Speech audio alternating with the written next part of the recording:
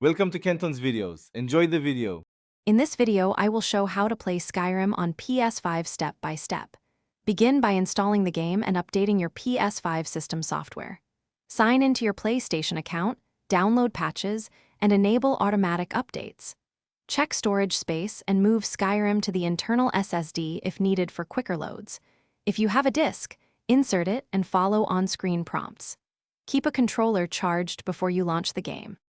Adjusting settings makes Skyrim feel great on PS5. Start in the Options menu to choose Performance or Fidelity mode depending on your display and preference. Calibrate controller sensitivity and remap buttons so combat and sneaking feel natural.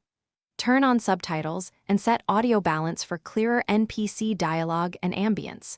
Save your preset once you like it, then test by walking into a town or starting a combat encounter to confirm controls are responsive.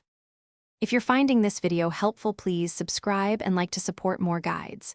Quick recommendation: Go Darn Tough for comfortable, durable socks backed by a lifetime warranty, perfect for long gaming sessions on your couch or while you mod and explore Tamriel.